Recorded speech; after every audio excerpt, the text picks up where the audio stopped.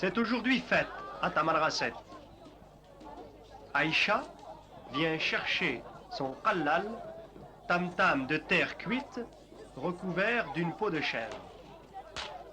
Elle a revêtu ses robes neuves et ses plus beaux bijoux.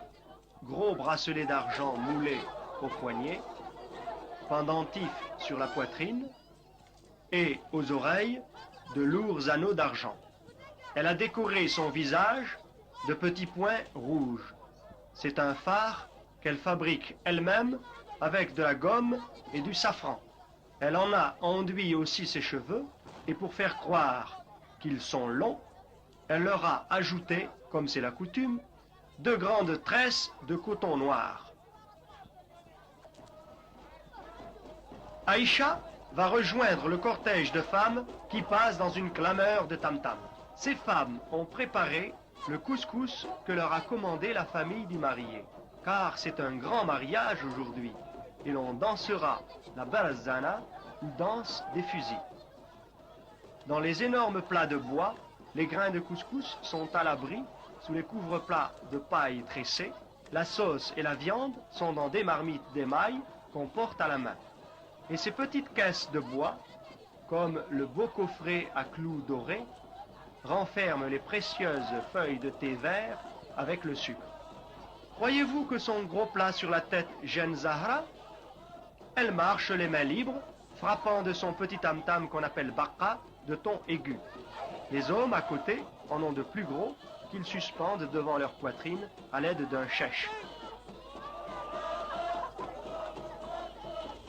Les musiciens forment le front du cortège.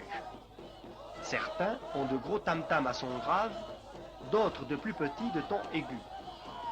Il y a aussi des tambours, comme celui-ci, qu'on frappe de la main d'un côté et d'un bâton recourbé de l'autre. Au milieu des musiciens est arrivé un petit homme noir, un fusil à la main. Il a les reins entourés d'une ceinture de laine brodée avec des pompons et sur la poitrine un baudrier de parade multicolore comme la ceinture. Cet homme, c'est Boudjem'a, le cordonnier du village. C'est lui qui commande la barazana. La barazana a toujours beaucoup de monde. Les jeunes gens et les vieillards dansent côte à côte avec leurs vieux fusils qu'on charge par la gueule d'une poudre blanche qui claque très fort. Ils sont en ligne devant les musiciens et marquent le pas en chantant. Ils traversent les rues et les places de Tamarrasset en direction de la maison du marié. La poussière monte sous les pas. Les danseurs sont heureux. Ils invoquent dans leur chant la protection des saints de leur pays. Ils demandent leur bénédiction. Nous voici devant la maison du marié.